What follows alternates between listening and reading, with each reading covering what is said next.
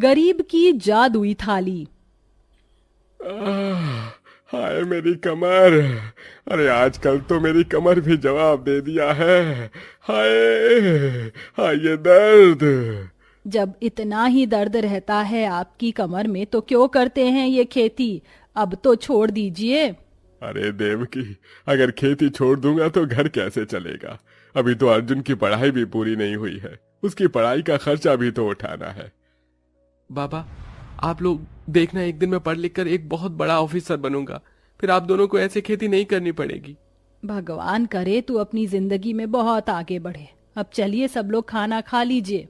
पूरा परिवार खेत में बने एक बड़े से पेड़ के छांव के नीचे बैठकर खाना खाता है। बाबा, आज सुबह मैं अखबार पढ़ रहा था। सुनने में आया है कि इस साल सब्जियों के दाम दुगने हो जाएंगे। ये तो सच में बहुत बढ़िया खबर है। अगर ऐसा हुआ तो इससे किसानों को बहुत फायदा होगा। अरे किसानों का तो फायदा होगा, लेकिन बेचारे गरीब लोगों का क्या होगा? कैसे खरीदेंगे वो महंगी महंगी सब्जियां? महंगी सब्जियों के दाम सुनकर जहां किसान मनोज का परिवार खुश था, तो वहीं मनोज को गरीब लोगों की काफी फिक्र हो रही थी।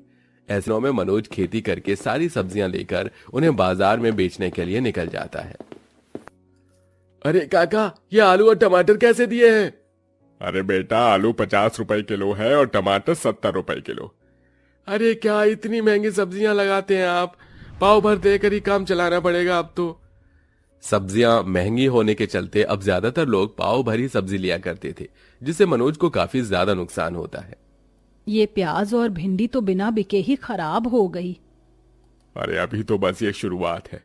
मुझे तो लगता है आजकल जो पाव भर में सब्जियां बिक रही हैं, वो भी आगे चलकर नहीं बिकेंगी। मनोज की सोच बिल्कुल सही निकलती है। कुछ दिनों में लोगों ने सब्जियां खरीदना बिल्कुल ना के बराबर कर दिया था, जिससे मनोज का काफी नुकसान होता है और मनोज की मुश्किल से 50-100 रुपए की कमाई हो पाती है और इन पैसों में घर का खर्च लाना बिल्कुल नामुमकिन था। हे भगवान, अगर ऐसा ही रहा तो घर का खर्चा कैसे चलेगा?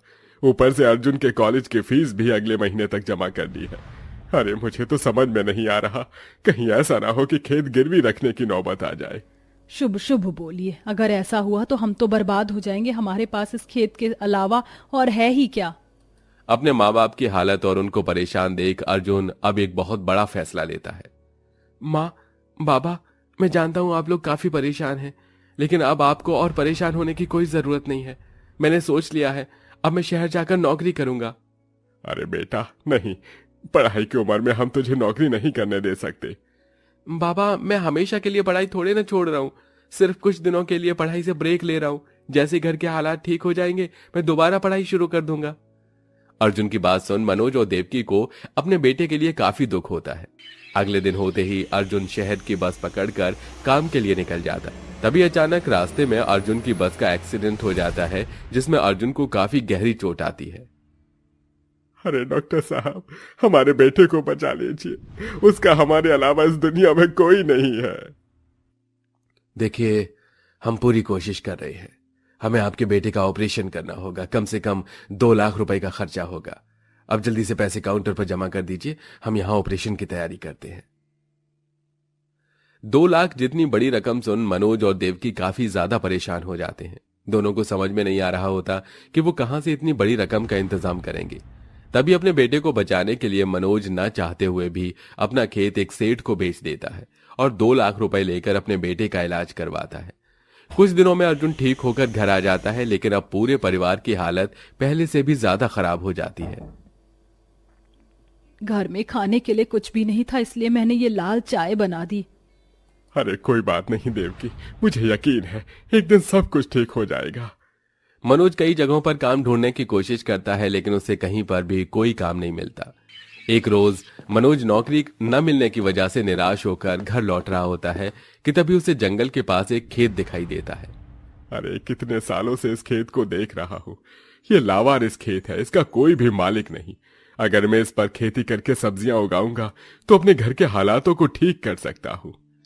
मनोज घर जाकर खेती करने का सामान लेता है और उस खेत पर जाकर कुल्हाड़ी से खेत जोतने लगता है, लेकिन खेत की जमीन काफी ज्यादा सख्त होती है, जिसके चलते मनोज को खेत जोतने में काफी ज्यादा परेशानी होती है। हे भगवान, अब तुम ही अपना कोई चमत्कार दिखाओ। 2 दिन हो गए लेकिन आधा भी खेत ठीक से जुत नहीं पाया है। मनोज परेशान होकर बार बार भगवान का नाम लेकर खेत जोतने लगता है। तभी अचानक मनोज खेत में एक जगह कुल्हाड़ी मारता है और उसे टन से आवाज आती है। अरे ये आवाज कैसी है, जैसे मानो नीचे कोई बर्तन हो। मनोज फावड़े की मदद से खेत की जमीन की मिट्टी को हटाने लगता है। काफी देर तक मिट्टी हटाने के बाद मनोज को उस खेत के अंदर एक सुनहरी रंग की थाली मिलती है। अरे ये